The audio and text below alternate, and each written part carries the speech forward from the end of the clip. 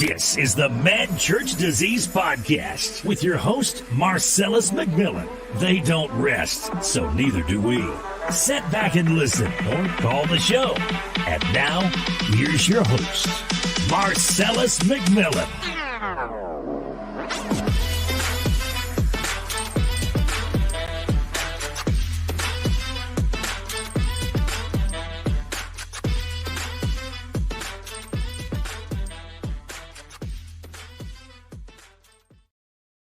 Hello, everybody, and welcome to the Mad Church Disease Podcast. I'm your humble host and servant, MarcellusMcMillian. Thank you so very much for joining me today. I want to make sure that all of you have hit the like button if you are here in the house. We've got about 90 or 100 of you guys right now that are in the live. Please make sure that you hit the like button if you are on YouTube. If you're on Facebook, please hit the like and follow button. We would most certainly appreciate that. Thank you guys for joining us live on today's broadcast. I am looking forward to, let me bring this over so I can see y'all and y'all can see me. Let's see, I got to move that over.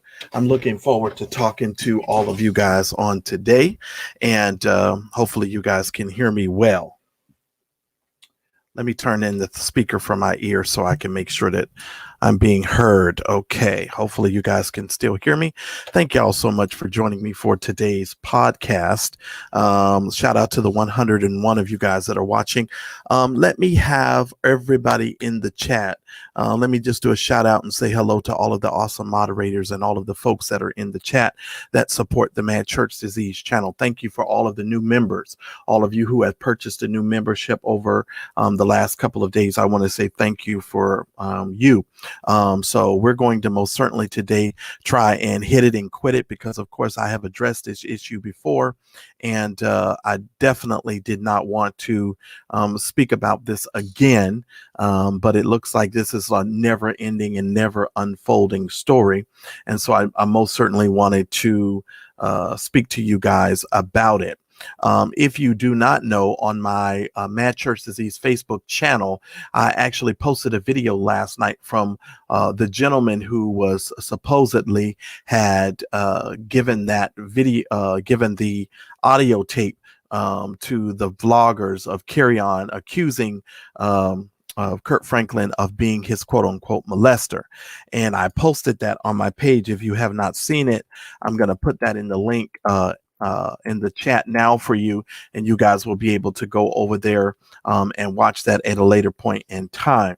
But I wanted to sort of take this from a different angle on today's show, because after watching all of these interviews, after listening to so much commentary, after just listening to everybody talk about this particular subject, I just felt the need to sort of address this and sort of turn this conversation in a different way.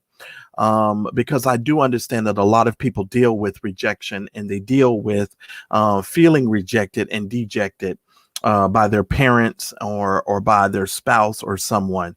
So I definitely wanted to take a look at that and deal with that in a different aspect. If you are coming here for the first time, the Mad Church Disease channel mainly deals with a lot of church-related matters, but we also deal with social issues and social commentary issues that we see that are making their rounds in social media. And so over the next 30 days or so, I'm going to be talking to you guys about some of the things that I have seen, heard, and just giving a different perspective to some of those things. Now, on tomorrow, just so that you guys know, this is the first time I'm ever going to really deal with this particular issue, but we will be dealing with the Derek Jacks issue. I believe that's how you say his last name. And this came up for me because of his past relationship with John Gray, and the two of them had an exchange on social media, and I most certainly want to bring that to your attention and bring that to light. And so we definitely want to talk about that, and we want to bring that out, and we want to have some conversation about that. And I thought their exchange on social media was really funny, and so I definitely want to deal with that. For those of you that There are all ways that you can support the channel, by membership, also by Cash App. All of that information is on the screen, as well as the moderators will put that in there for you. All right, guys, let's talk a little bit about Kirk Franklin and the Kerrion Franklin situation, but let's sort of spin it a little bit and let's talk about being rejected and the seed or the root of rejection. When I looked at the Kerrion Franklin and the Kirk Franklin situation, there were several things that started running through my mind as I looked at this whole overarching situation.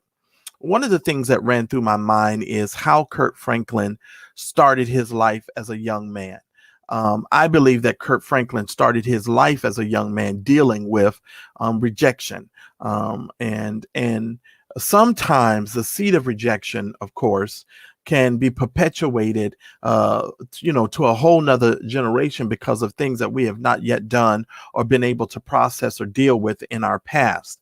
And I want to give some clarity to this, and I want to define what I mean when I talk about rejection. And I'll give you some other examples here, but just for the sake of our conversation this afternoon, let's deal with rejection. Let's deal with it. According to the definition, the word rejection is the act of rejecting or the state of being rejected. It is a response. It's the action of rejection. Let me go into it a little bit. There are some other words that you can look at, that synonyms that will help you kind of define it as well. It is a denial or a disallowance or a disapproval. It is when someone is not believed. It is also when someone maybe comes into a situation and feels unwelcome.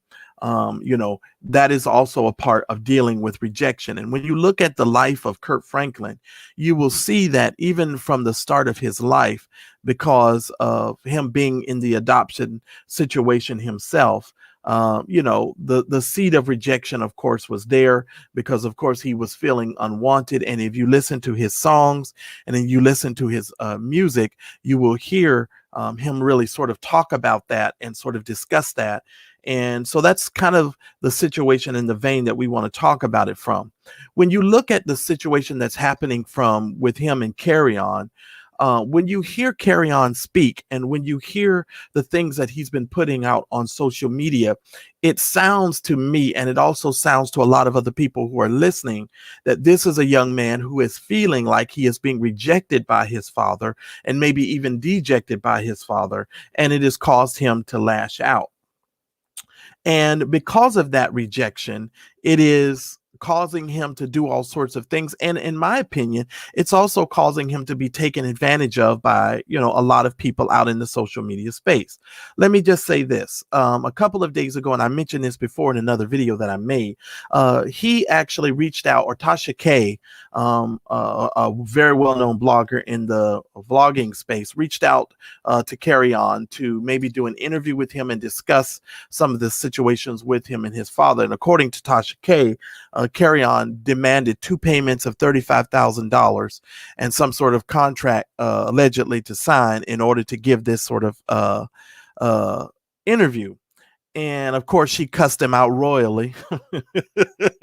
She gave him a tongue lashing that I think he will quite remember. And she talked about the fact that, it's been alleged, of course, that he is on drugs, and he's, she said that he wasn't going to be able to smoke up her money. And so there was just certain things that she was just not going to be doing. And so, so she rejected him. And so she sent him on his way. And there's some other known bloggers who are out here trying to get him, to come in and do interviews. And I really feel like most of these people that are doing this and pulling on Kerrion are doing on this. A lot of them are doing it because they really have it out for Kirk Franklin. I really do. When I read some of the comments on Instagram and on social media, some people just don't like him from times past. And some people have, certain expectations from gospel singers and gospel folks. And when they don't live up to those expectations, some people are just waiting in the wings to just pounce, right? Well, with me, when I look at this situation, I look at this situation as a man who started his life dealing with the seed of rejection. He's been very blessed in his life. And people, when some of the commenters I saw, they were asking, they were like, well, Kirk Franklin, he's made money and he's been in the gospel music stuff. But what people don't realize is that money doesn't really solve everything. And I often tell people all the time that money, hey Lorraine, and I used to live in Palmdale, by the way. Lorraine, I lived in oh my God, let me see, what estates was that? Oh Lord, I can't even remember. It's been so long ago. But yeah, but I get distracted. See, that's why I don't look in these comment sections. That's why I don't do it, because I get distracted. But when you look at Kirk Franklin started making money from his writing. Many of you don't know the song Joy that was on, I believe it was either the Georgia Mass Choir with Reverend Milton Bigham. He was the first person to that I think they allowed to write a song for them, and Kirk wrote the song Joy, and that became a really huge hit in the gospel music community. And Kirk, his career had taken off from there.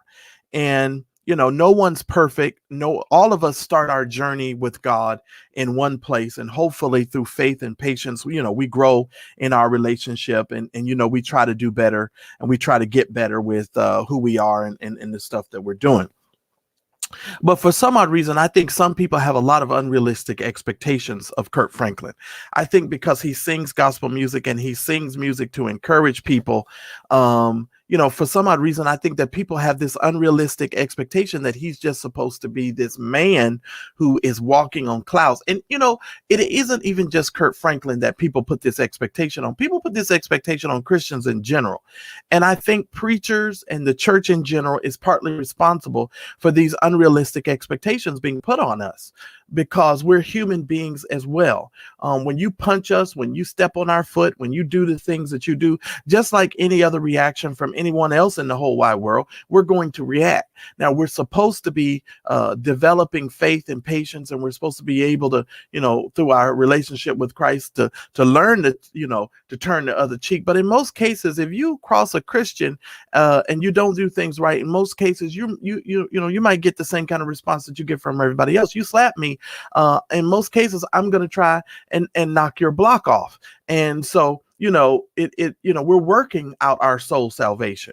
And I think one thing that the church, especially moving forward in the next several years, one thing that the church is going to have to understand, and you personally with your own relationship are going to have to understand, is this unrealistic expectation that everybody keeps putting on themselves to be perfect. You guys are going to have to get away from that kind of thinking, because even when you come to a channel like Mad Church Disease, a lot of people are just like, wow, he said a cuss word, or he said this, or he said that. And they're just so flabbergasted because they've never met a person like me. Well, he talking about the preacher. Yeah, I'm talking about the preachers because they're crooks. Yeah, I said it. And a lot of them are pimps, and they're taking advantage of the people of God. So yeah, I'm going to talk about it, and yeah, I'm going to deal with it, and I'm going to deal with it unashamedly. And Kirk Franklin is somebody who has started his life with rejection, and that rejection has rolled over into his relationship with his son. And many of us in life, if we are honest with ourselves, we have had some rejection in our lives. And sometimes it takes us many, many years to process that and to get through that rejection so that we're able to live productive lives. Now, I'm going to tell you something. A lot of people lie and try to pretend like, they're not dealing with rejection, but a lot of people are. Let me explain it this way. Some people are dealing, and I believe that this is Kerrion. I'm trying to help somebody, so hopefully this will be real helpful. And I want to give y'all a lot of information, but not bore you to death. I believe that the sibling dynamic or rejection with Kerrion is something that he's having to deal with as well. I don't know if his father is dealing with it, but I can definitely see it from him. And I believe, and Kirk's daughter, and those folks really need to listen to this. when you have a terminally ill or mentally challenged sibling who requires medical care and attention, can also be a seed of rejection if you're not careful, because you look at them as if they're somebody who's getting more attention than you. When you receive discipline that you think is unfair, especially when it comes from another member of the family, and it seems like that other member of the family is always getting a pass from everyone else, it can start in you, or it can create in you a seed of rejection, especially if you're not dealing with it. And if you're dealing with a weak, apathetic, or passive father, sometime, that can, deal with, create rejection in you, as well as you're dealing with a father who's overbearing, a father who is always harsh on you and never cuts you a break. You can most certainly, that seed of rejection could be seeded in you because you're not willing to discuss those things, or you don't have an opportunity to discuss those things with your parents. When you're also constantly being criticized, when you feel like you're being criticized and you're made to feel like you've never measured up. Now, I can't speak for everybody, but I'm going to talk a little bit about myself and my family here, because I know a lot about this and how to process this. Growing up with my mother, and I spent the summer. I lived in a house with my mother and my sister and I, so it's 3 people in the house.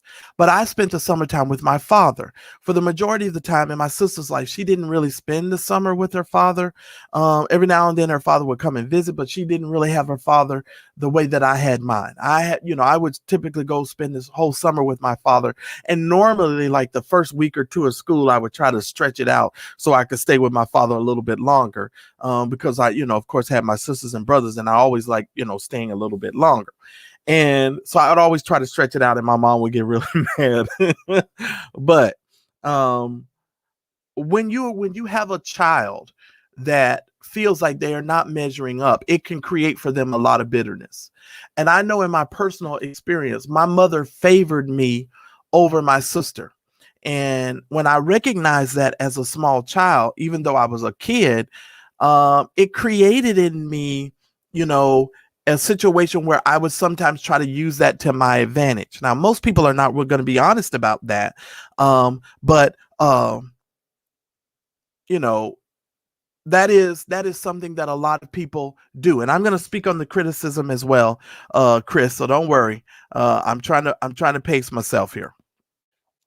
And what it did for me is it allowed me to use certain circumstances and situations at my advantage. And so I would sort of bend my mother in certain circumstances to my will, and it would affect my sister's relationship a lot of times with my mother.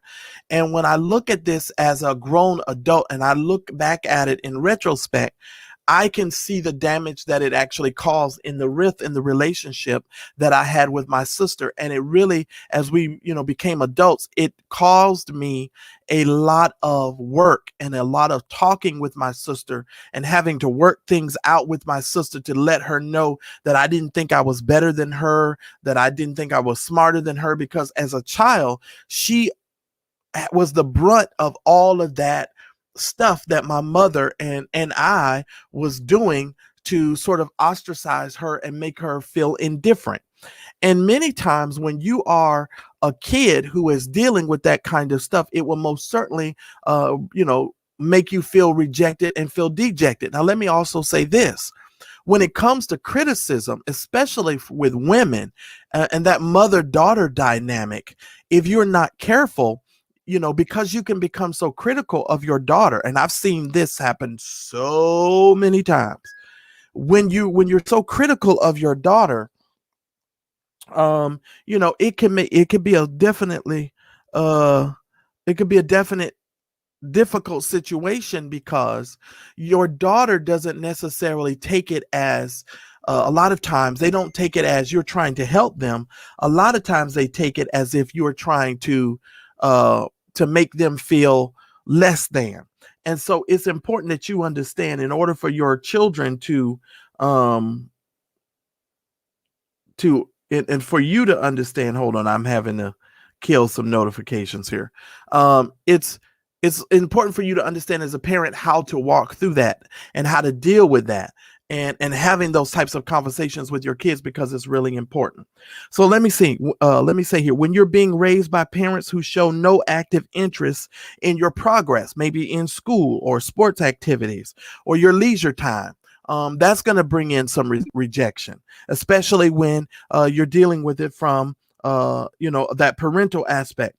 Um, when you have parents who have an abundance of financial money, but they're stingy and they withhold provision from you, it makes you feel like they're rejecting you or they don't want to give you nothing.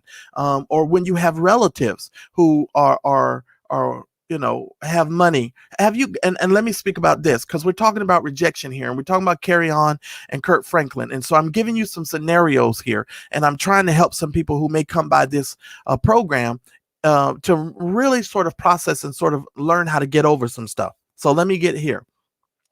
Have you guys ever had a relative who maybe it was a cousin, and you and the cousin or person was close in age, but you had to spend the night with your relatives or you're at your cousin's house, and you noticed the difference between how your aunt treated your cousin or your relative treated the cousin versus how they treated you? As a child, that is something that I was very keen on, and I was able to really recognize in how I was treated as a child. And I saw that. I'll give you a perfect example of what I mean. You know how when kids are young and they call shotgun for the front seat, and many times me and my cousin, we would race to get to the front seat. And I would race, and sometimes I would beat my cousin, and I would get in and lock the door. And in my mind, I beat you, so you're supposed to get in the back seat, because that's how we play the game, right? Well, there would be many times when my auntie would look at me and, I mean, nastily tell me, "Get your butt out of this front seat and get in the back seat." And I used to be like, but I won, and we were playing the game. We called shotgun. I got here. What's the difference between me sitting in the front seat and him sitting in the front seat? Like, what's the difference? And I was like, wow. And that was something that as a child, I was able to recognize the difference in how I was being treated versus how my cousin was being treated. And the difference in how things were said to me versus how things were said to him. And so as a child, when you're living in a situation where you feel like your parents are rejecting you, it really does create a lot of bitterness in you. And especially because you're not able to express your feelings a lot of times, because most of us come from a household where it's do as I say, not as I do. And you don't get to talk back, and you don't get to ask questions, and you don't get to do stuff. And then when you are given an opportunity to speak, sometimes because you're a child, you don't know that you're crossing the line. So it creates a situation where your parents get even more angry. And I see grown men and grown women still dealing with the seed of bitterness and rejection and really, and what's the word for it? Strife, and let me tell you what I mean by strife, because strife is the angry undercurrent. Strife is the hidden anger that goes without speaking. It's how you walk into a room and everybody can feel the tension in the room, but nobody says anything. And the Bible actually says where there is envying and strife, there is every evil work, meaning where there is a constant undercurrent of evilness and hatred and things of that nature, there's always going to be an evil undercurrent, and you open yourself up to all sorts of things because you're living and existing and breathing in an atmosphere of strife. And when you don't learn to deal with that, when you are a child or even when you are adult, it spills over into your other relationships. It spills over into your relationships with your children. It spills over into your relationships with your spouse. It spills over into all sorts of other relationships. And so when you look at Kerrion and you look at Kirk Franklin, you can clearly see that because these two men have dealt with rejection and they have dealt with bitterness, it has caused a clash. Now, the one thing that it's done for Kurt on the opposite side at this particular point, and what I'm noticing is that it's given Kurt an attitude where Kurt, no matter what, doesn't know how to turn Kerrion over to God. He is determined to still try and work this relationship out. He's still trying to use, he's still trying to work this stuff out, when I feel, and from the sound of what I'm listening at, Kerrion is using this relationship and using this sort of rejection stuff as a weapon against his father. He has weaponized his pain. He has weaponized the things that he has gone through. And you can tell that he's weaponized it, because when you weaponize it, you seek to use things as heat-seeking missiles to annihilate the person that you feel has harmed you. Boy, that's some good talking right there, boy. That's some good talking right there, boy. That's all I'm saying. That's some good talking right there. You will use your pain, your brokenness. You will use those things as heat-seeking missiles to try and cause harm to the person that you felt like has done you wrong. And let me just tell you this. Even when you feel like your parents have treated you harsh or treated you cold, it can create that kind of stuff in you. But what it can do also is it can really get in your way, and it can cause you on sometimes, and sometimes it could cause you to be spoiled. And I feel like certain comments that Kerrion has made, even in his texts between him and his sister, it shows you an avenue that Kerrion is actually spoiled in some sense, because there are some things that he feels like he's entitled to that, you can tell that he's got some things that he needs to get out of his mind as a 30-year-old man. And sometimes it can be really, really tough. And so when you have the seed of rejection, like I said before, what it will do is it will create for you a wall of resistance. It will create in you a wall that makes you think that no matter what is said or done to you, it is done to you to harm you. And to really hurt you. Now, I've got almost 283 of you guys here. If you guys could do the awesome favor for me of hitting the like button. If you are in the live chat, please hit the X on the live chat button. Go out and hit the like button and come back in. That way I don't have to stop and ask you guys to do it.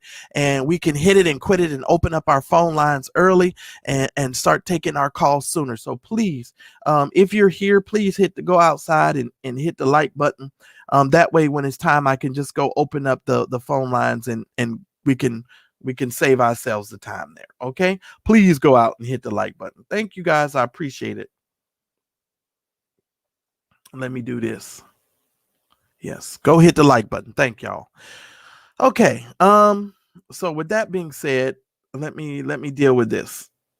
I definitely don't want to see, and every time we do that, it throws me off, guys. That's why I hate they even have to do it. So please hit the like button. All right, now let me see. Let me see. I don't want to, because I got thrown off. All right, let me go up here. I definitely think that he's weaponizing him for money. And I want to tell you something, Royal Jukebox. I think Kirk has a lot more money than a lot of people realize, because his last several albums were on his label. So a lot of people don't realize Kirk has a lot more money than y'all think he does, and he writes all his own stuff. So trust me, got a lot more money than you think he does. All right, you guys will be very surprised at what these folks have. Okay, let me deal with this. Also, when you're dealing with trauma in your life, it can also create a seed of rejection as well.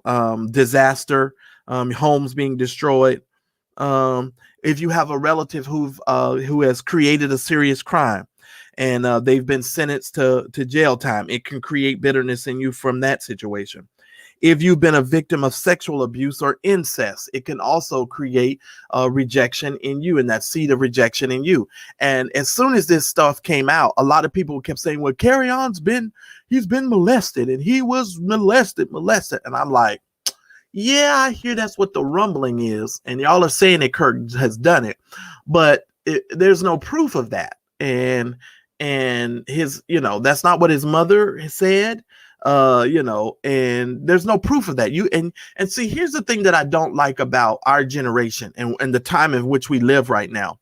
You can accuse anybody of anything and it automatically just becomes law, and people just have that in their brain that that's who you are and that's what you've done. And what I find really interesting is when people present real information, court documents, text messages, and actually show you the stuff, then people be like, I don't believe it. I don't believe it. And that's what's really tripping me out with this Derek Jackson case. The girl done come out, the two women done come out and said they done slept with the man. And folks are still over there going, I don't know if he's done it. The girl got pictures, and I heard video and all kinds of stuff from the woman's house. And people's like, I don't know if that's real. And I'm sitting here like, these women have told you they slept with the man. Kerrion is making accusations. Just because you say something doesn't mean it's true. And it's just really sickening that we live in a generation now to where you could be accused of something and people just automatically assume that you're guilty. And I live my life like this. I'm going to do my research, I'm going to do my homework, and I'm not going to assume that anybody is guilty because somebody else accused them of something else. Kerrion has just simply accused them. Now, and I keep putting the link in the chat for you guys on my Facebook page last night. When I put the interview out of that little boy, a young man who, and to me, and I apologize when I say little boy, because these people are a lot younger than I am. And so I'm sorry. The young man put out the little video talking about what Kerrion threw away the Christmas tree and all this kind of stuff. And he's a little bit crazy and all this stuff. My thought is, but dude, why are you putting this video out here? What's your purpose behind it? Okay. What's your purpose behind it? You know what I'm saying? And so I'm looking at, okay, what are you trying to do? Yeah. Accusations can be true once they're proven. Yeah. Once they're proven. I agree with that. And once they're proven. Yeah, and I agree. He just really is. He really is, in my opinion. And we have to be really, really careful about some of those things. Now, like I said, when you talk about rejection, one of the things that rejection will do for you is rejection will create for you strife. And strife is an angry undercurrent. It is the bitterness. It is the resentment. It is the feeling that you keep or that you hold on to as it relates to an individual or person when it comes to what you have experienced, right? And so because you have experienced all sorts of things, you would typically become very, very bitter, and it will cause you a lot of times to lash out. And I feel like one of the things that Kerrion is doing is he's lashing out at his father, because y'all remember he told you guys in his thing that he sent over to the shade room, he asked everybody not to go after his father, even though he has been going after his father. He asked everybody, hey, don't go, be nice to my father and so forth and so forth. But Kerrion, you can't have it both ways. You can't tell folks to be nice, to your father at the same time while you're going after him. Now, let me tell you all something about rejection and strife and bitterness. Let me tell you something. When you actually study it out and you look it up, the Greek word for strife is scandalon. It's where we get the English word scandalous or scandal. And so understand this. So the Greek word for strife is scandalon. It's where we get our English word scandal from. So anytime there is a scandal, it can create a seed of strife and bitterness. But when you actually study the word out, you will find that the word strife, it is the root word of it ends up being a trap. It is a trap. It is something that is set to hold a person or to grip a person and to not let a person loose.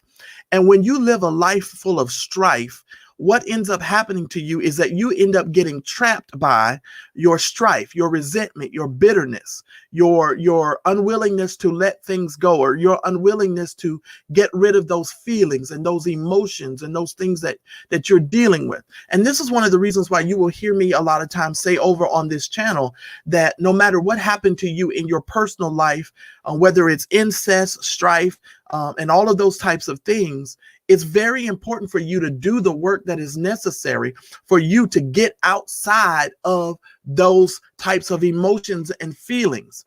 You need to deal with those emotional feelings. I'm not telling you to pretend like they don't exist, but I want you to understand, if you do not deal with those emotions and feelings, you yourself will become trapped. And I see many adults that are trapped because they are married to their strife, they are married to their rejection, and they carry their rejection with them everywhere they go. They come in the comment sections with their rejection. They get on Facebook, YouTube with their rejection. You're just rejected and dejected. And you feel like every time something comes up, you just got to, it brings up emotions and feelings in you where you've just got to be like, oh yeah, I'm going to come out and I'm going to talk about this. Let's think about it here for a minute. The whole time that I have been dealing with this Kerrion situation, you guys who have been following me and looking in this chat, you guys have seen people come in this chat and talk about the molestation. They've been, oh, but you don't understand Marcellus and this and that and da, right? And I've kept trying to tell them, look, even though that might be your story, first of all, y'all need to stop projecting that on every single story, because that ain't everybody's story. That's number one. Number two, even if you were molested, even if you had an incestuous type of situation, if you are a believer, now I'm just talking to the believers right now, the Bible says that you actually can go to God. The Bible says, and you can lay those things at the foot of the cross, and God will exchange. He will give you beauty for your ashes. God will give you and take away the imagery. God will take away the things that are in your mind, the flashbacks that you have. I'm just talking about for the believer. You can actually go to the Father, and the Father will give you an exchange. The scripture says, and that's one of the reasons why it's so important for us to worship and to give God praise, because in that praise and in that worship, there is a divine exchange taking place. You're giving God something and he's giving you something, but he's also taking away something from you. He's taking away the rejection. He's taking away the bitterness. He's taking away the resentment. He's taking away all of those things. And that's why it's so important. And that's one of the reasons why it's so important for us to talk to people about Christ and to really explain to people why we love God and why we worship God, because God gives us the ability to get rid of a lot of things that other people are not able to get rid of. They're harboring and holding on to this stuff, and the rest of us have been able to give it to God and get a divine exchange. And God's currency for exchange is a lot better than the stuff that you can hang on to in your life and in your situation. If you don't learn to get rid of it, you're going to hold on to it, and it's going to affect you in all areas of your life. Let me give you another scenario. While I was laying on my bed today, I was thinking about something. When you see people come on Facebook, and young people do this a lot to their parents, and I watch this a lot. They get on Facebook. Don't nobody love me. Don't nobody love me. You can tell where people are in their life just by reading their comments on Facebook. I declare you can. Don't nobody do nothing for me. Don't nobody care about me. I mean, you can tell where people are, right?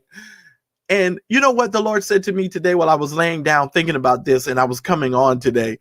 God said, some people have to live their life where they make everybody their enemy in order for them to succeed and have success.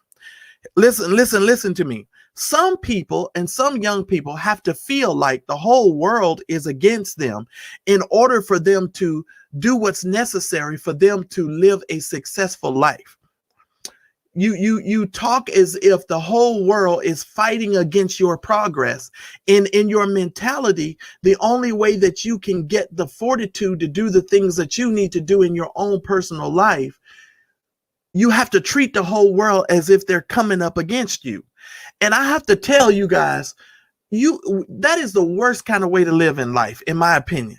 Because when you think that your parents, your aunties, your uncles, everybody is against you, what you do is you limit the ability to receive wisdom and understanding from the people that have been placed in your life to nurture you and to bring you from one point to the other point.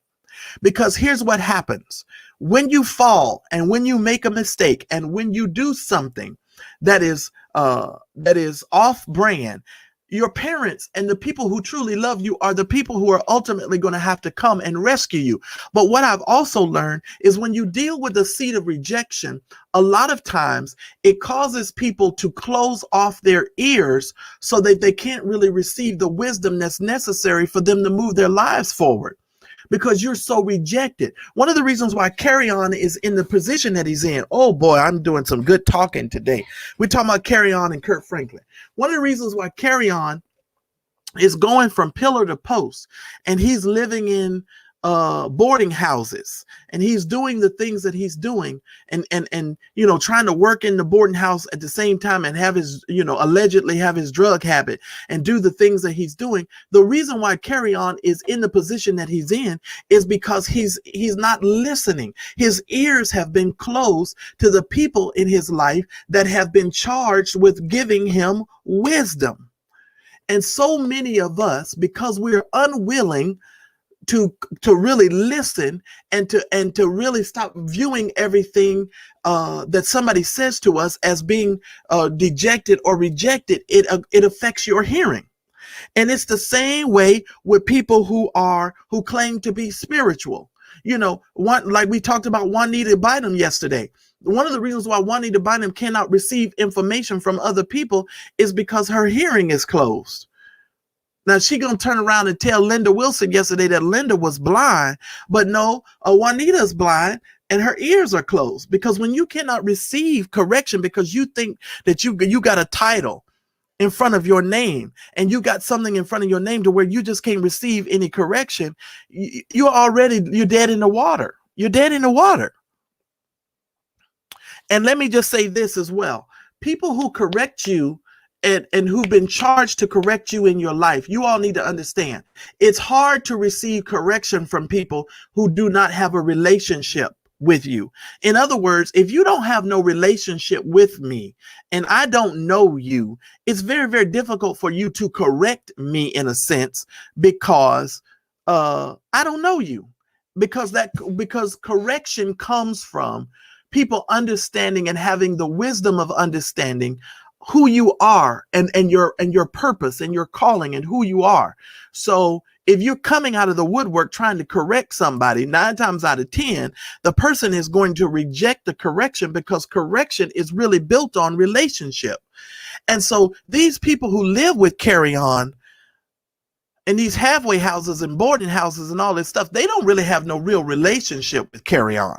His mother, his father, his friends, his sister, they all have relationship with him. But when you are unwilling to receive the correction, you end up driving yourself off of a cliff, and it limits your ability to really receive what you need to receive in your life. And it is all because you have a seed, or you have to me, I call it the seed of rejection. Because once the seed of rejection has been planted in your spirit and in your belly, it springs up for you, and the tentacles of rejection start reaching out and grabbing onto other things in your life. And it causes a lot of things in your life to have all sorts of issues and all sorts of problems. Trust me, you can see it in people's marriages. You can see it with the husband and wife's dynamics. You can see people, women and men, when they haven't dealt with the seed of rejection, it will cause them to act out in certain ways, especially when you deal with this dude, Derek. And I'm not going to talk about the seed of rejection tomorrow about him, but there's a lot of funny business going on here. There's a lot of funny business going on here. A lot of funny business, a lot of funny business. I'm just saying. And tomorrow we're definitely going to get into that. And we're going to look at it a whole lot different. I know I'm going to make a lot of people mad tomorrow. I know I am. But that seed of rejection in Kerrion is one of the reasons why he's behaving the way that he's behaving. And when you do that, ladies and gentlemen, it becomes very hurtful. And what it tends to do is it makes you lash out at the people who really love you and care for you.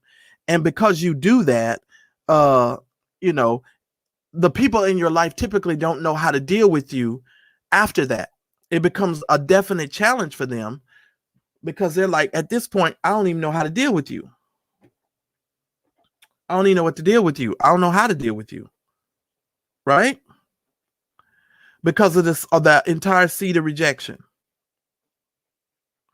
And so it becomes a real difficult situation for a lot of people. Now, let me just say this, and I'm going to get to your comments in your comment section here in a second. Let me just say this. For Kerrion, and what I think would be wise for him to do, first of all, Kerrion, don't go on no vlogger's platform, including everybody. Don't go on no vlogger's platform. Stay away from these people in social media. And I'm going to tell you why. And I'm a person in social media. Stay away from these people in social media, especially a lot of these other quote unquote. Well, I won't say that. Just stay away from these people in social media, because a lot of these people who claim to be for your good are really not for your good. Stay away from these people in social media and stay away from these folks who claim that they want to help you, because a lot of these people are not trying to help you. They're trying to hurt your father, and they're trying to embarrass you. And when you're a young man such as yourself, you may not be aware of that, but I definitely want to say that. Hello, darling. Hello, darling. Hello, darling. So it's really important. Very important. Now, let me say this. When you have a seed of rejection, or you feel like you've been rejected, it really makes it very hard for people to have relationships with you, because a lot of people build up a lot of walls. And it causes people to lash out. If you listen to Kerrion's video that he made in that hotel room, and I keep and you guys can find all of this stuff on the Facebook page, you could tell that he's dealing with rejection, because he immediately started putting up a defense with those people. Well, this is what y'all say I am, and this is what y'all claim I am, and this is what you say. And you could tell it's because he's dealing with that. And the phone lines are open, ladies and gentlemen, 609-663-1539. You can definitely call in and sound off. You could tell he's dealing with that. And so the trap of rejection is to get you into a trap. And normally a lot of people stay in the trap for years and years and years and years. And it is a destructive trap. It is a trap that will never let you go until you are able to deal with the pain of the situation and deal with the pain of the circumstance. And unfortunately, some people are not willing to deal with the work. Now, I could just talk from my personal self. When you felt like you've been rejected, one of the things that you've got to do, and I've often said this on this program, is that you will never conquer what you don't confront. But it's a way that you have to confront it, especially if it's a parent-child dynamic. If you're feeling rejected or dejected by your parents, you have to address your parents in a different way. You have to you have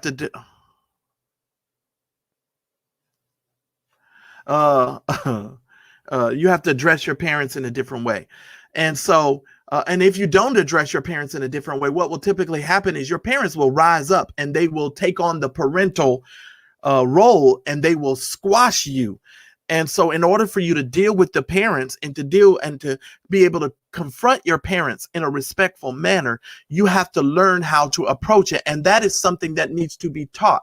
And so I would tell people, if you don't really know how to deal with your parent, or you don't know how to deal with that person, you need to go to somebody who is a friend of that person, that person trusts and love, and talk to that person first, and then see if that person can give you some advice on how to approach it, and maybe approach it from a different angle. That would be my first advice to you, especially when you're dealing with the seed of rejection. That would be my first piece of advice. We got a caller here. Caller ending in 2382. You're live on the Mad Church Disease podcast. What would you like to add to the conversation? Hey, God bless you today. How's everything? Everything is great. Thank you so much for joining the podcast. What would you like to add?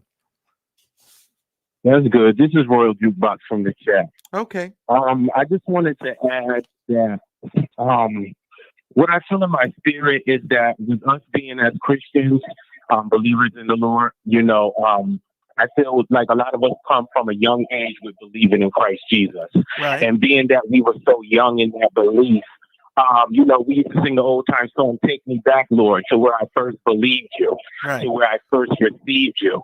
But if you were young and you were just in church and you never really received Jesus Christ as your personal Savior, at that young, tender age, or you didn't receive another rebaptism, you get lost. You get lost in the world. You're not to say that you're not truly saved, but you need a refilling. Right. The Lord dealt with me not too long ago with the refilling because I had that spirit of rejection for years because of my past and where I come from. Right. But the Lord let me know, don't be ashamed of where you come from.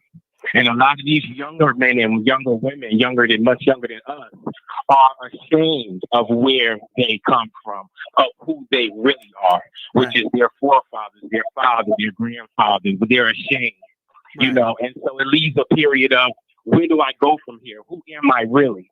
Right. Why do I believe in Jesus really? Does this really work? Right. And how does this work if I'm feeling so much pain? Right. Well, Royal Jukebox, can I suggest something? Can I throw something at you? Let me throw something at you. Because when you started off, you said, well, take me back to the first, when I first believed. And of course, we used to sing those songs and we thought about that. But as a mature man, I have an understanding that you can never really go back to that place because your life and your life experiences dictate to you to understand God on the level and the time in which you live. Because the childhood Marcellus would never be able to understand the God that the adult Marcellus understands. Because, I had to, because that's why the scripture says that when we come to God, we have to come to God with childlike faith, and we have to come as a little child. And we typically come, understanding and trying to receive from the Lord. But as an older man, I can clearly tell you that young Marcellus was completely naive.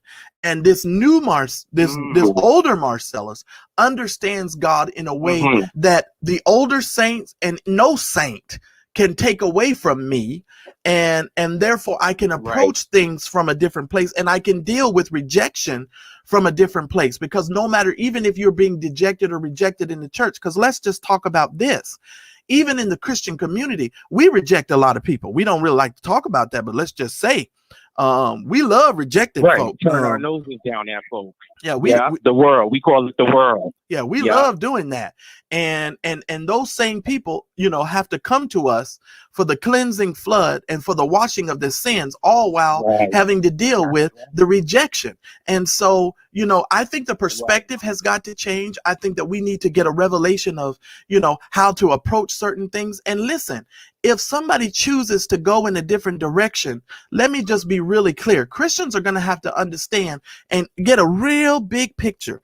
The world is a huge place, and there are people that are dying every day that choose not to believe in Jesus. There are people that choose not to believe in Jesus. Go ahead. I don't mean to cut your wisdom. And I just want to go here. I love what you were saying. The reason why I said take me back to the place where I first believed, for me, the reason why I was believing in Jesus Christ. Number one, they told me who he was. And then I was so young, but I wasn't naive as a young child. Because I was fostered and adopted in certain things. I just was strong-willed, strong mind. So I knew what they were saying, but I researched God for myself. Gotcha. And all that the hell that I was enduring when I was a child, I needed Jesus. I needed a savior. I needed somebody to love me. And I knew that spirit was in me as a child, the spirit of rejection, because I did not feel the love. I heard about a man named Jesus that was able to love me. Well, who is this man? And I feel like the same thing goes now in our adulthood, in our manhood, is that we have to remember the man. The man that saved us, the man that raised us from those troubled childhood dreams, the things that we went through. Absolutely. But I realized for myself, the Holy Spirit, when you let the Holy Spirit in, he will speak to you. In spite of you going through as your man, the Bible says we sin daily. but we repent daily. Right. And if you repent daily, turn away from it, then the Holy Spirit will speak to you. Absolutely. He told me how to turn from my wicked ways, how to get the help clinically, medicine, anything that I needed. Mm-hmm. And then he helped me to forgive, the one that was wrongdoers. Right. I definitely get that. And not to cut you off, because I want to make sure I get to this other caller. That's the other thing that I think you make a tremendous valid point. And I got your point when you talked about going back to for the reason for which you came to Christ and understood, and the revelation, and the revelation is God beckoned for us. God called us, and that's the true essence of it. And really, when a person is dealing with the seed of rejection, and I'm going to let you go, caller, so I can get to this next caller. So thank you for calling in. I don't mean to cut your wisdom, Marcellus. I just want to say this one more thing. Okay, go ahead, please, quickly. The fact that you have that, Quickly, go ahead. Quickly, the fact that we have the virus in the land and people are dying left and right, today, tomorrow, the minute, by the second, why are we not forgiving one another? Why are we not forgiving ourselves? People could die today or tomorrow and be in the grave. Absolutely. Put all the hell to endure by yourself. Absolutely. Isn't it something? Absolutely. I agree. Right. He set us apart to be sanctified and to fall back on our face. That's all I wanted to say. All God right. bless Thank you, brother. You're welcome. Thank you for calling. I appreciate you calling. And I'm going to get to you, caller ending in 8355. I'm coming to you in just a second. Hang on. Let me get this thought out, caller, and you're live already. But let me just tell you guys, one of the things about rejection, especially when you're dealing with it from a parental aspect, a lot of us, we have such a fear of our parents because our parents put that fear in us. And we've always felt like, we can't approach the situation. But as I got older, one of the things that I understood is because of my love for my mother and because of my love for my father, I would never be afraid to, confront those things and let my parents know how I feel about certain things. Because if you don't do that, you're doing a disservice not only to yourself, but you're also doing a disservice to your parents as well, because you're developing that relationship. Caller ending in 8355. You're live on the Mad Church Disease podcast. What would you like to add to the conversation? Hello. Yeah, that would be you. I'm fine. How are you? I'm fine. How are you? I'm wonderful. Because God is worthy to be praised. I'll start out saying this. Okay. I like what you said. That we must all remember we're children. We're children in Christ. We're children in God. And the same way that He chastised us, we're going to get chastised through the children. The same thing we've been doing is in the DNA, is going to come out through the child. And what the church has not done was we called it the devil. Everybody was the devil. You didn't call the Spirit by the Spirit, and that's where we messed up at. I left the church because I was a child in the church and I saw the Spirit. But see, they tell you being grown. Mm-hmm. But see, when Jesus went to the temple, how old was he? He was 12. Mm-hmm. Or something like that. No, he was 12. Mm-hmm. I study it, and if people want to know, y'all better go study. Go study to show yourself. Now let me ask you, because the topic of the conversation today is dealing with the seed of rejection. What would you like to add to the conversation as it relates to the topic that I'm talking about the seed of rejection? What would you like to share with us about the seed of rejection? I've been rejected through my mom. I've been rejected through abuse. Okay. But I deal with stuff. I got counseling. I talked to someone that was of righteousness. Okay. I got with a person that can agree with me in spirit and right in the word. Now, let me ask you a question. Because you went to counseling. Sure. Let me ask you a question. Well, first of all, was that a Christian counselor or was that a secular counselor? I've been a righteous conscience. Righteous because you can be righteous first, then you can be Christianity second. I don't want to argue what the person. No, I got you. I'm not arguing. I got you. I'm not arguing. The only reason why I'm asking the question is because of how I direct my conversation. So you went to a person who, so did you go to a person who was just a professional who didn't identify as being a Christian? Would you define it that way? Or would you say they were a Christian who was a counselor? Mother Irma in the church. Okay. She was the elder of the board. She always considered herself an elder. Okay. Now let me ask you a question. When you went to her for counseling, would you say that is an ongoing situation with you as an adult? Would you say that you've been able to process the rejection from your own personal life to the point to where you can deal with that emotion or the people that you felt rejected by? Would you say that you've been able to process it and work through it? Yes, sir. Okay. All right. Now, how long do you think that took you, or the amount of time that it took you?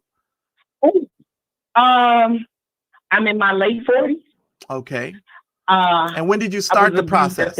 When did you start the process? I want to be really, really honest with you. Mm-hmm. I met Irma in my early 20s. So what we say, over 15 years. Mm-hmm. Okay, so about 15 years. Over 15 years. Well, let me just say this for my own personal life. There were things that I dealt with that I experienced as a child, and I can honestly tell you guys that I wasn't able to literally process it and really work it out until I was in my late 30s, my early 40s. Okay. Now I want you to understand what I just said. There were some things in my personal life that I had to work out that I was not able to process and get through until my late 30s, my early 40s.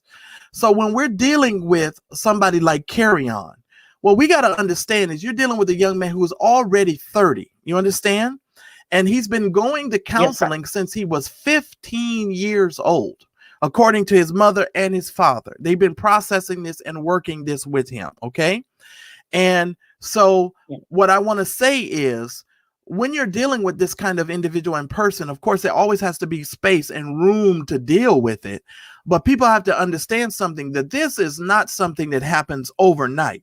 When you deal with rejection and you deal with those things, the seed of rejection, it takes a long time for people to be able to process those things and get those things done. But let me also say this, people really do need to put in the work. And caller, I've got another caller holding. Give me one more thought before I get to this next caller. I don't want to cut you off, but give me one thought quickly. I love you, brother. I'm going to keep supporting and calling you. All right. I love you. Thank you. Amen. All right. Thank you. All right. Caller ending in 8550. You are now live on the Mad Church Disease podcast. What would you like to add to the conversation? Hello. Good evening or afternoon, Marcellus. This is Stephanie Collins. I called in last night. Oh, hey, Stephanie. How you doing? I wanted to thank you. I'm good. How are you? I'm good. Thank you so much for calling me back. So I wanted to just thank you for having this kind of respectful, calm dialogue and conversation around this subject.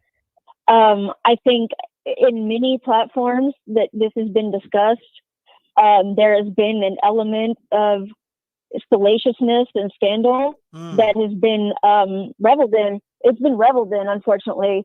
And it's just, and I'm not sure it has anything to do with Kirk Franklin himself or any enemies he's made. Right. It's just that we are entertained. We are entertained by these things. Right. And it is really, it's a very problem. It's a big problem in our society right now.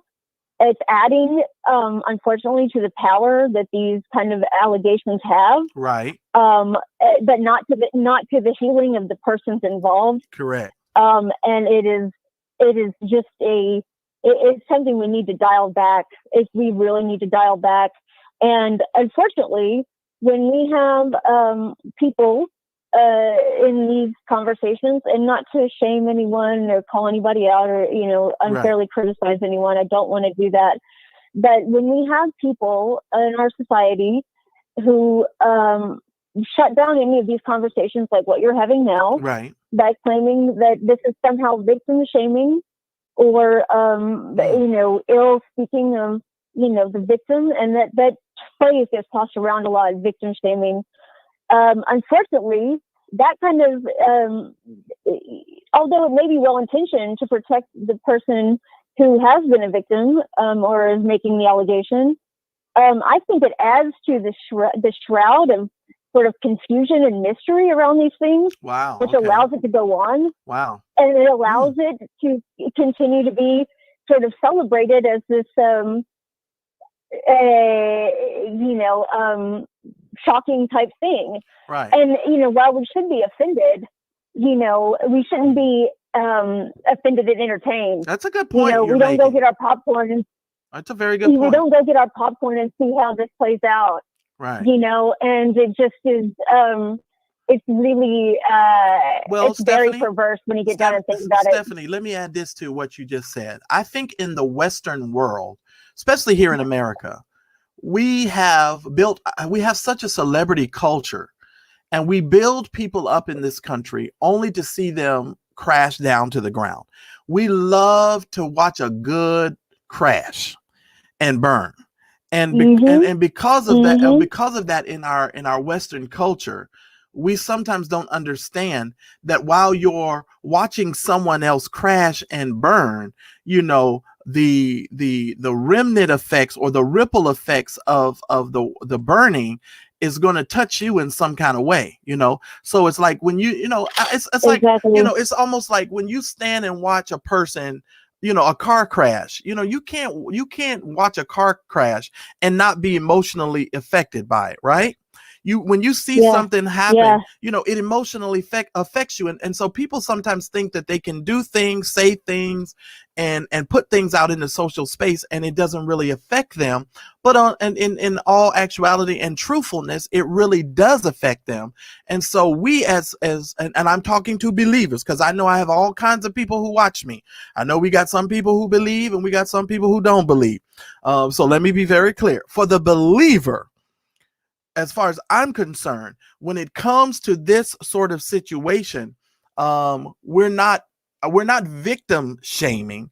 What we are simply doing is we're highlighting certain circumstances and situations so that way we can root out and deal with the core issues so that people can be healed. I think about the woman in St. John chapter 4, the Samaritan woman. When you think about that and you look at the biblical account, when Jesus spoke to her, Jesus always spoke to her and he dealt with what her true issues were. She threw up rage, she threw up worship, she threw up all kinds of smoke screens, but Jesus got to the core of who she was and actually dealt with the seed of the thing that was really down on the inside of her, right? And so when that thing got taken care of, then Jesus will say, she can run to the city and she can say, hey guys, you need to come and meet this man that told me everything. And it is the same way with us in our spiritual lives. If we don't deal with the core issues, this stuff spills over into other areas of our life, with our children, with our spouses, with the people that you claim that you love. And it is because you're trapped. And when you're trapped, I was thinking about this today. This episode with Kirk Franklin is almost like a trapped in the closet episode of R. Kelly. You know how R. Kelly had like 12,000 episodes of Trapped in the Closet, and then he came out with something else. And so this is kind of how I saw this situation. Go ahead, Stephanie. Not to cut you off. Go ahead. No. That was perfect. And of course, this is your show. You can cut me off whenever you want. But it just is. I would just urge people that we need to turn the tide on putting this kind of stuff forward. Like you're saying, we like to watch a good crash. When it comes to allegations like this, we need to get that entertainment element out of it.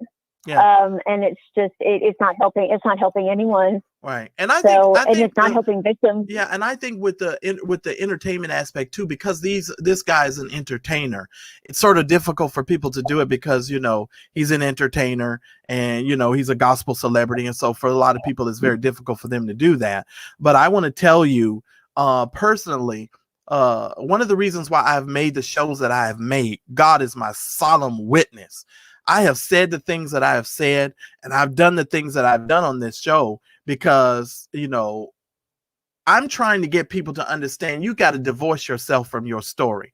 And I know people are mad, and they get mad every time I say it. They always go, well, Marcellus, you don't know how hard it is. How? Oh, you're talking to somebody who had to divorce himself from his story. I had to divorce myself from my story. I had to take my parent out of jail.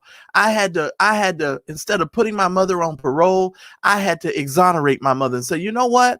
I can't hold her into the prison of what she did in her past and the circumstance. And the reason why I can't hold her in prison is because I don't want nobody else to hold me in prison. And I don't want God to hold me in prison. So I had to let it go. I had to let it go. So I could really be effective in other people's lives and really help other people. But is there anything else you wanted to add, Steph, before I let you go? No, I'm impressed with that, divorcing yourself from your story. I like that. Yeah. You know, mercy. When we ask for mercy, you know, we can't. You know, we can't also advocate that other people don't show it or don't get it. Right. You know, right. You know, God save us from getting the just desserts that we deserve, because we all deserve, you know, something, and we rely on God to deliver us from that. Yeah. Yeah, and the church always says grace is God giving you stuff that you don't deserve. But I got a revelation. Grace is also withholding from you what you do deserve, because we all deserve death, and we all, you know, and we all deserve, you know, deserve destruction. So I'm just saying, if we're gonna pass it around like that, we got to deal with it from that aspect. But thank you again for calling, Stephanie. Let me move on to the next caller. Caller ending in. Wait a minute. Who is this? Wait a minute. I got a lot of y'all got the same little thing here. This is interesting. Who is this? Caller ending in 82. I'm sorry. I'm about to give out the darn number. 5880. You're live on the Mad Church Disease podcast. What's up, sir? What's going on, Marcellus? What's up, man? We're talking about the Seed of Rejection and Kerrion Franklin, as well as Kirk Franklin. What would you like to add to the conversation, Bishop? Well, I would say you're doing a good job of breaking down a complicated subject matter. And if we're going to be theologically correct about it, I think the problem is we don't understand God's order. And what I mean is, and what you've been explaining, and I'm just adding to, God's order is that it flows from the Father down. Mm-hmm. And so a good man leaves an inheritance. Children is the charge that a father is supposed to do, but at the same time, there is nowhere, anywhere, where there is an exception for the sons to rise up against the father, regardless of what is happening. You look at the story of David, King David, and Absalom. Absalom felt like David was so dysfunctional, and David did this and David did that. He felt like he could take the throne and rebel against his father. Right. And what happened with the story? Absalom ended up being killed for his rebellion, because you can't go against the order of God. It's God that's going to deal with the father. You as a son have to be obedient, have to be humble, deal with whatever you have to deal with, and go forward, and don't repeat the cycle. Right. And that's a very difficult thing. Like you said, we repeat the cycle because we become in bondage. We don't forgive the parent. We stay in the bondage, becomes bitterness, and then we begin to act it out and repeat it and inflict others, when God is the one that's going to deal with who's the head or who's in charge and who's the father. He may not deal with it in the manner that you want him to deal with it, because it's God, it's his purpose, it's his order. And so, right. Well, Bishop, understanding it. Go ahead. Bishop, let's bring this home to you. Let's talk about your situation for a minute, because I think it might help somebody. I know in your personal life, it took you a very long time to, and you alluded to this on another show, but I want you to sort of talk about this a little bit more. The relationship that you had between you and your father, or the lack thereof, and trying to process that as a father yourself, and, you know, coming through, you know, the things that you had to come through. Can you just expound on that a little bit and talk to the audience a little bit about that, and how, you know, working through that? And because you and I had a conversation not too long ago about this offline. And so can you add some stuff to it and yes, talk sir. to it? Yeah, because I don't want I don't want people to think I'm just talking without sensitivity to the subject. Right. So my story, real quick, is my father had a father that was a deacon in the church, and he had other families outside of his own family. My father discovered this he was in town one day and he saw his father go to the store and buy a whole bunch of groceries that didn't make it home.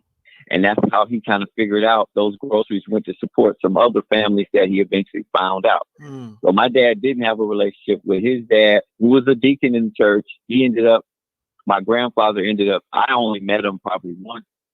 He ended up being murdered and killed and drowned in the woods. So I was like, okay. Wow. So then with my own father, it was a situation where very early on, my father chose my second born as his favorite. He made it known. He declared it. He was like, this is my favorite. It got to the point where he was like, this is the oldest. This is the person that I trust with everything. This happened when I was a kid. There was nothing I could do about it. So when my dad died in 2018, mind you, I'm in my 40s. And my dad died, and I had spent the better part of the last 20 years, 25 years trying to curate some kind of relationship, trying to gain some kind of trust. And he always rejected me every time. It was never good enough. There was nothing I could ever do. Mm-hmm. And God said, you're going to have to be able to get past this because he's going to die. You ain't going to make this up. This relationship is not going to reconcile. Mm-hmm. And I knew this before he died. So then he dies in 2018. And just to let y'all understand the deepness of rejection, it went to the point to where he rejected me to where he left me out the will. Everybody else in my family, my other two sisters and brother, everybody else was a part of his will and state except me. Wow. And I had to find this out last year. And because it was such a big thing about it. Well, let me ask you a question. So when you found that out, what was your reaction or emotion? What were you feeling when you found that out? Or how'd you process that? Well, by the grace of God, it wasn't as devastating as the enemy wanted it to be. Because when he died, I wasn't, the way they kept saying it, that, the way they played his will in the state, I'm talking about my family, that it wasn't going to be all that. And so when he died, I had processed the fact that when he died, our relationship was not going to be reconciled. We wasn't going to be cool. It wasn't going to be a happy ending. I had to let him go and still respect him as a father, still respect him for what he did for the family, even though me and him sucked. Right. So then after I got past that, when the enemy presented this whole situation with the letter from the estate and wanted me to sign this and sign that in order to waive my rights, I'm like, oh, so these people then lied to me. And now we got to start all over. But I was like, no, we're not going to start all over. I'm not going to try to redo history. My dad didn't want me to have anything. I'm not going to sue nobody and try to make anybody do anything. I just got to accept it for what it is and let it go. Now, was it difficult for that week? Yes, it was very difficult. I almost had a relapse. I almost got pulled back into some emotions that I thought I was over with. So I had to understand. And plus, on top of that, out of all my siblings, I'm the only one that has children. So his grandchildren on top of that were cut out. Wow. And so I had to process that anger. Yeah, I had to process the full rejection, not only the rejection of me, but the rejection of his seed. And I had to understand, like I posted in the chat, just because your father rejects you doesn't mean Abba Father rejects you. I had to understand God blessed me with a beautiful wife. I have 2 boys and 2 girls. God wants me to go forward with the legacy he intends for me to have. And I can either be stuck in the past and repeat the past and recycle that energy and that hate and that bitterness, which I did do for a lot early on. And, I've done it. But going forward, I have to be like, I can't recycle that. I got to try to restore the relationship with my kids and my wife and make sure that going forward, we don't continue to walk in that rejection. Right. Because The Bible says when you come into your promised land, it depends on how you treat your parents, whether you stay there. It says your days will be long in the land if you're able to let that stuff go. But if you dishonor your parents and try to get some get back, or you get in bondage, or it becomes a strong man, it becomes a door open for demons to operate because you're in bitterness, then you're going to end up cutting off the blessings that you have. So yes, whatever happened to Kerrion is tragic and unfortunate, but as a son, he has to still find a way to move past it so that he can go forward with whatever God has for him, and God's going to deal with whatever it is that Kirk Franklin did, because that's just the order of God. We don't have to like it, but that's the order of God. That's how he operates, from Abraham, Isaac to Jacob, from father to father to father to son. We got to respect the order. And let me just say, sometimes the order might end up being the police department come knocking on your door and deal with you if that's something that needs to be done. Because a lot of times people don't feel like the order of God could be the FBI, the police knocking on the door to handle something that you have done and created. So sometimes the order of God could be those folks coming on your door and dealing with you, especially when you're dealing with sexual predators and all of these people that are, doing some of the things that they are doing. But I wanted to ask you a question. When we talk about the relationships with fathers, I think a lot of times, because there's a lack of good father relationships with a lot of women. Let me just say this, because the church is made up of about 99.9999% of women. And I think that a lot of times, a lot of women in church are able to be taken advantage of because of the lack of a father relationship. Because if you look at women who have good relationships with their father, 9 times out of 10. Can I say something real quick? Absolutely. I'm about to give you the floor anyway, but go ahead. Okay. All right, go ahead. No. But, this I wanted to say. Go ahead. And this ain't a slight to women. It's women, but for my story and for a lot of men, it's men. Like I said before on your show.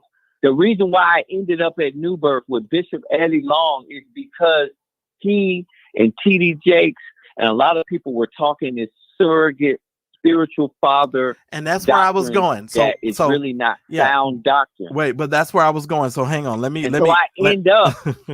Go ahead. Okay. No, go ahead, because I was going to go there, but you got it in front of me. Go ahead.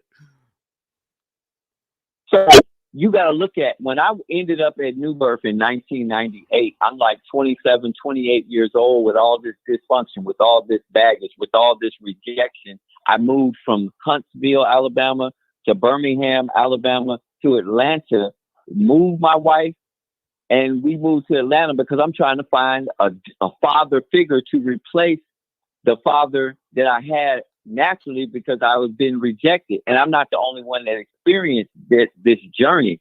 And God allowed me to go through that process. And I understand now, God was like, I always been your father. But I didn't recognize that God was my father. Well, I was trying to find my father in a man. And that's where I was about to go with the question that I was about to point to you. Because so many people have these horrible relationships with their father, or could be their mother, or whatever. And they get entrenched in the institutional church. And the institutional church says, well, I'm your spiritual daddy now, right? And so they take on these roles of, I'm now your spiritual parent. And, they go from this thing of being fathered or mentored or whatever, or they call it being fathered by these pastors or so-called folks. And I have seen so many things in the institutional church by people who are claiming to father other believers. And to so much so to the point to where these believers are not able to make personal decisions about their own lives because they're quote unquote being fathered. And I wanted you to speak about the dangerous aspect of not putting those types of relationships into the proper perspective. Because of course I could, but I most certainly want to ask you the danger of not putting those relationships in a proper perspective. Go ahead. Okay, well, even Apostle Paul says, follow me as I follow Christ. And when he makes that statement, he's talking about theologically. Right. So when we think about spiritual fathers, Jesus said, call no man father on this earth, or even rabbi or teacher. And when you look at that, he's talking about a spiritual father. He said, you only have one father, which is God the Father. So it's an erroneous, false doctrine for bishops, pastors, mothers, prophets to try to step in this role that they can't be. Because what we notice happens the minute you don't do what they say, or give what they want you to give, or follow what they want to follow, they abandon you. Mm-hmm. They turn you from a spiritual son and a spiritual daughter, they turn you into a spiritual bastard. So they never really are going to be God. See, God, I've learned through a lot. I took my wife through a lot. My children through a lot. Mm-hmm. Going through this, having to process being rejected by a natural father. And then, you know, that's a whole nother story when I went to New Birth and was in ministering training for 3 years, and he wouldn't graduate me. So I got rejected by him too. And so I had to go through all this process to understand God is the only one that can approve and accept you and plant you and place you to go out and do what he said. But sometimes we want a person, just like the children of Israel wanted a king. They didn't want God. God wanted a direct relationship with them. They didn't want God. They wanted a king. And we have to be able to overcome our flesh, some that want a mentor.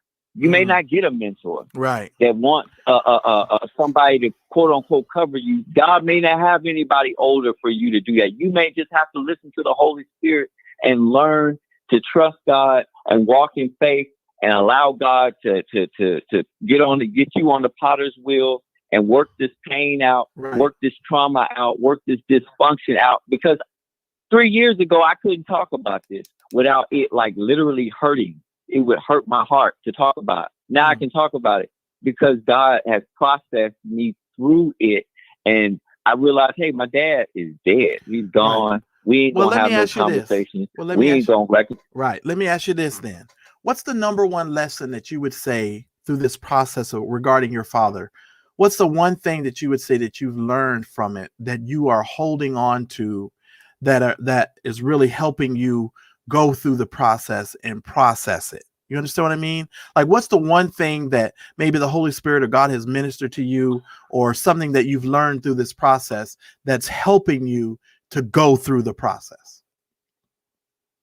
Well, I think two things. Number one, I've had to be able, like you said, divorce yourself from your pain. I had to step back and look at how he treated my siblings and see, okay, well, he does know how to be a good father. He does know how to do good things. I'm not going to judge him just on how he treated me, because that's not the totality of who he is. So I had to be able to say, okay, he was terrible to me, but he was good to the other three, and it worked out. So God is going to look at his big picture and judge him based on his whole fatherhood, manhood. It ain't about me. Right. So I had to be able to say it's not about me, but yet and still, number two, there were a lot of times I wanted to have conversations with my dad that I wouldn't, because I knew I was so upset. I didn't want to have to put hands on him. I ain't talking about putting hands on him like when you come down front. I'm talking about laying hands. Right, I was like, I can't do that. Right. I can't do that because I have children, and I don't want to set that precedent and pass that on to my kids. Then plus I don't want the police coming and taking me to jail because I put hands on and choked somebody out. I don't need to do that. So what I learned is respecting authority, regardless of the character of the authority or how the authority treats you. You still got to respect the authority figure. And let me ask you a question. God is the one that put there. And I got another caller, Dewan, but before I get to the other caller, I'm coming to you. Let me ask you a question.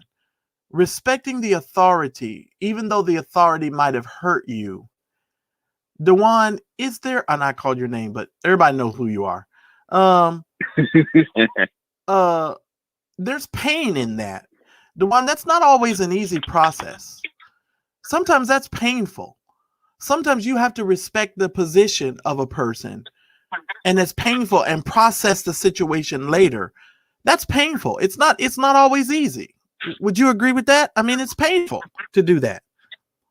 Yeah, and we don't know what God uses to break us. I'm doing a Bible study right now, and it says that the priest had to get beaten oil to put it in the lampstands. And there was a process in which olives had to be beaten and pressed in order to get the oil out, in order to be used to shine in the tabernacle. And so we don't know what God is going to do to take us through that process of getting the oil out of us, right? To press us, to beat us, to get us to be able to shine, because we're supposed to be light, because we saw and light. And so for me, this was part of my process, and I just have to accept it and go through it, and then be able to come out on the other side pure, as the scripture say. It was pure olive oil that comes out. I got you. And I want to thank you for calling in, Dewan. I'm going to go ahead and move on to the next caller, because I got a couple callers here.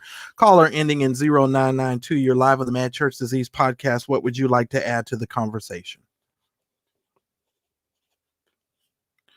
Caller ending in 0992. You're live on the Mad Church Disease podcast. What would you like to add to the conversation? Hey, Marcellus, how you doing? I'm fine. How are you doing? Pretty good. This is my first time calling in, and the reason why I was calling in, because this is a great conversation. I mean, this is just awesome to me, and these are the type of conversations I feel we really need to be having. But one of the things that I was curious about, the previous caller, I'm trying to understand. Can you hear me? I can hear you. Go ahead. Yeah, I was just curious to say that I guess I'm trying to understand exactly what he was saying in regards to the situation with his father, as far as God, the order of God. He was speaking to us the order of God and how God is going to handle the father, and you just go on. So I guess my question is he saying that we're not supposed to hold him accountable? No. He most certainly is not saying that. I can tell you he's not saying that. I think because his circumstance was a little special, because his father passed away, and because he was not able to deal with the trauma or the situation that was in the relationship, he was still harboring certain feelings and certain things. And so God had to reveal to him that, hey, I'm going to deal with him, but I also am going to need for you to, take away this strife, this bitterness, this pain, and this stuff that you're holding on to. And so God's going to have to deal with him as well, because he couldn't necessarily deal with his father because his father had passed on. And Dewan, if I messed that up, you're welcome to call back and bring clarity to that as well, my friend. But I will say to you, as a man, it's always really difficult sometimes in these dynamics and in these relationships, because a lot of mothers give preferential treatment to their sons. A lot of fathers give the preferential treatment to their daughters. And so there are a lot of different dynamics. And for some people, it's vice versa. And so, we have to hold your parents accountable, because I talked about that. I believe it was in my show yesterday, where I told the story about something that my mother had done. And normally I would just let it go. Like, I normally wouldn't even say anything, but because of where I am in my life, and because of, I understand there is freedom and liberty in honesty and truth. You understand? The liberty, I do understand, and the freedom is in the honesty and in the truth. And when you just brush everything under the rug and you don't say anything, it creates strife, and it creates an angry undercurrent. And the Bible says, where there is envying and strife, there is every evil work. Now, the way that I teach this is I tell people, where there is strife, and a lot of people don't agree with me, but this is how I teach it. The Bible says, where there is envying and strife, there is every evil work. That means everything evil, according to the scripture. When you have strife operating in your life and you don't deal with the seed of rejection, you open yourself up for every single thing that is evil. Now, let that sit with you for just a moment. And this is one of the reasons why I'm really big on people divorcing themselves from their story, because when you let strife and bitterness fester, the scripture says every evil work. It did not say some, it did not say a few, it said every evil work. So everything that you could imagine could be birthed when you do not deal with strife. Well, okay, that's definitely food for thought. Absolutely. I appreciate you breaking it down for me, because I was just curious about that. Because what I'm seeing in these churches, that's a lot of the issues, that we're not holding people accountable. Yeah. And the accountability factor comes into play when and I often say, you cannot conquer what you won't confront. The confrontation is necessary. I'm going to move on to the next caller. I see you there holding, and I'm coming to you, so stick around. And I'm going to tell y'all the story after I get done with this next caller, and then I'm going to close us out. But you must conquer. You must confront it in order to conquer it. Is there any other thought that you have before I move on? Marcellus, you're awesome, man. Thank you so much. Thank you. I appreciate that. Thank you so much. All right. Caller ending in 3472. You're live on the Mad Church Disease podcast. What would you like to add to the conversation? Hello, Marcellus. I just want to tell you, you are absolutely, this is one time I have to tell you that you are absolutely right in what you said. And let me tell you, so I know that you are running out of time, so I just want to get this out. Rejections hurt really bad, especially when it's from your parents. Mm-hmm. Okay. My mother, I'm gonna give you a summary of my life up until this part. Go right ahead. My mother left us when we were little kids. It was 4 of us. She took the baby, which was my little brother, and I was about a year and a half. Mm-hmm. And she left. And she came to Chicago because my dad was beating her. Mm. I understood that. But what I didn't understand is that I'm almost about to cry, okay, because I'm remembering. It's all right. All those years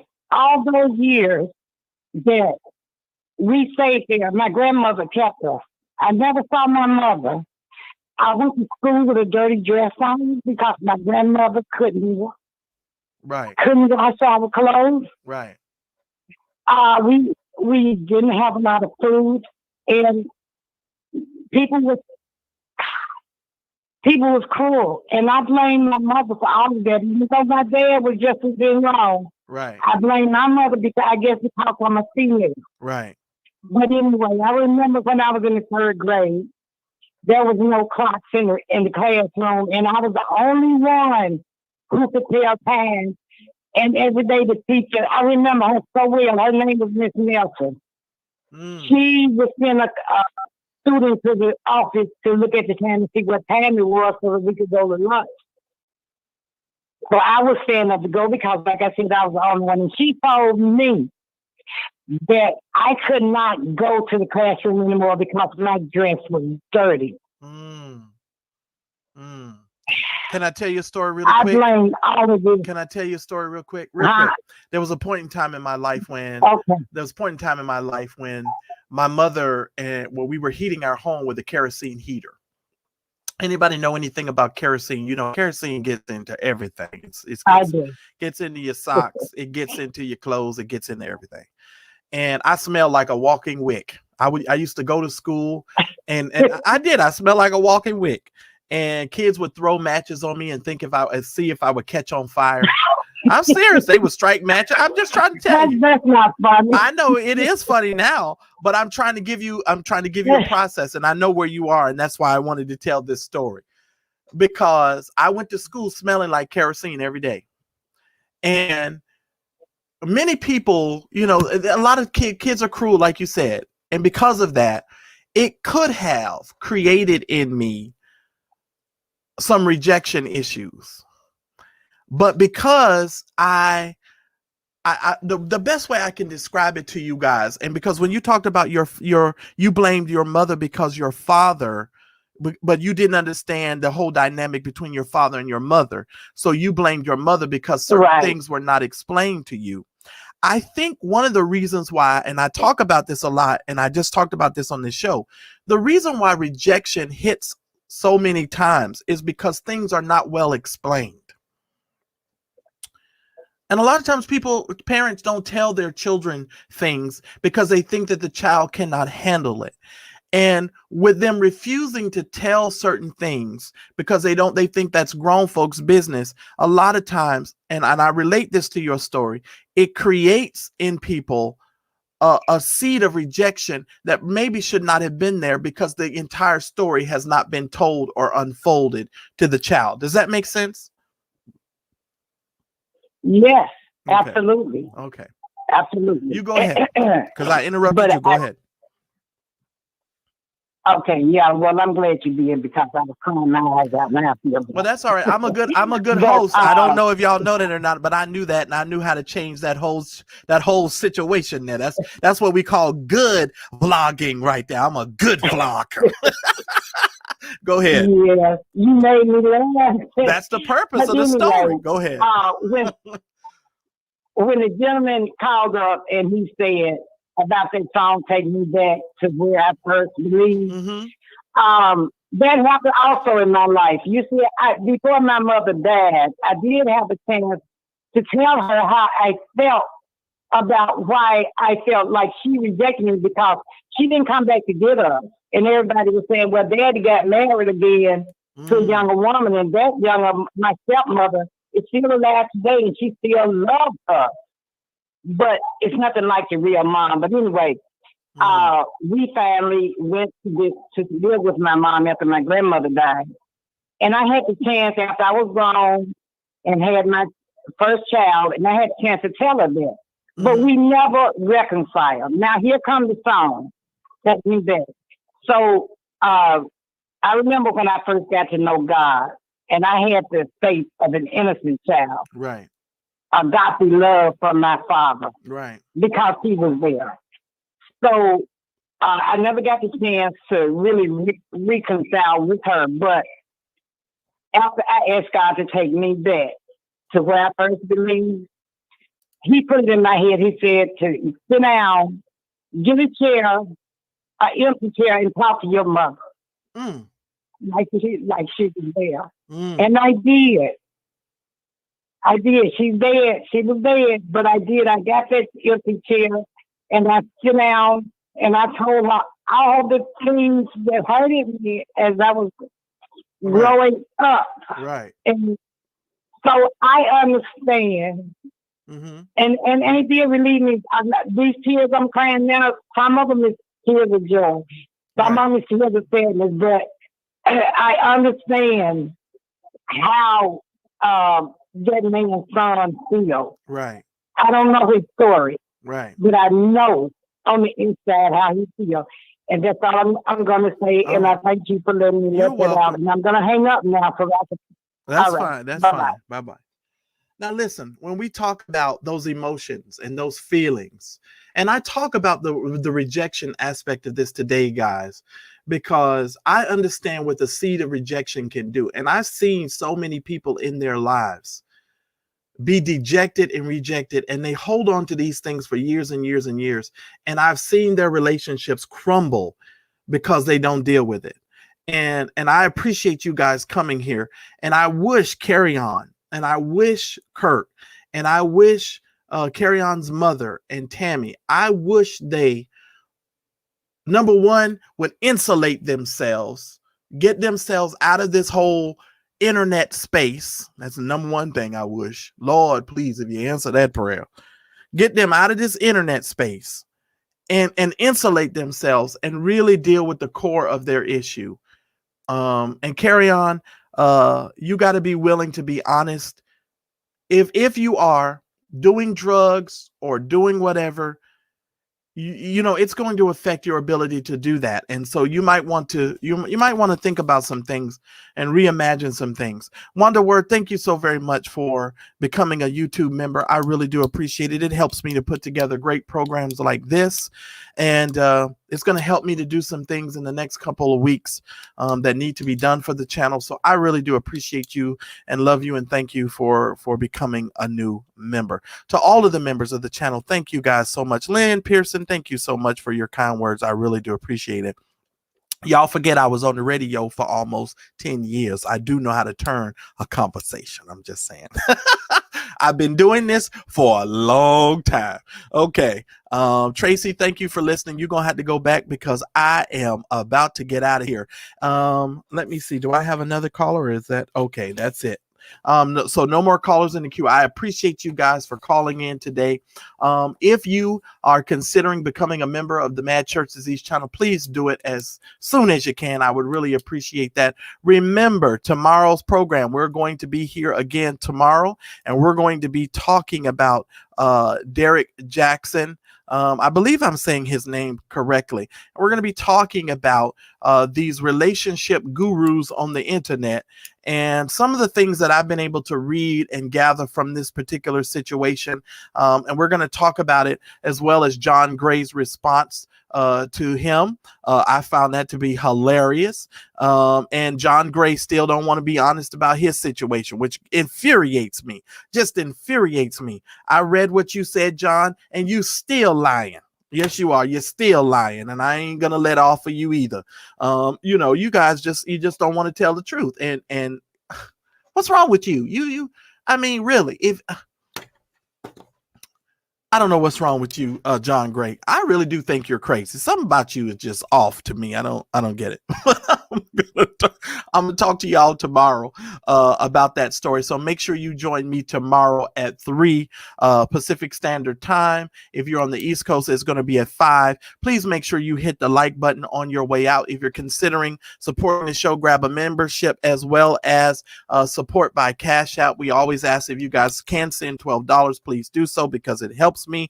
And trust me, this week, before the end of the week, I've got something major that I'm going to have to do for the channel. So please make sure if you're on Facebook, please follow the channel. Hit the like and the follow button and make sure that you share this show with a friend. Share this show with a young person that's dealing with trauma, that's dealing with something in their life and they're trying to get over. Please share the program. All right, guys, I appreciate all of your love and support. Please make sure that you, if you have any questions or concerns, you can reach out to me by email, and the moderators will, of course, put that email address in the chat for you. I love and appreciate you guys. See, not everything about Mad Church Disease is we're mad. Sometimes we actually deal with subjects and topics over here, and we're trying to help somebody and just have some good conversation. So I thank you guys for watching and rocking with Mad Church Disease on today. So I'm going to see you guys tomorrow on the next episode of the Mad Church Disease podcast. I'm out.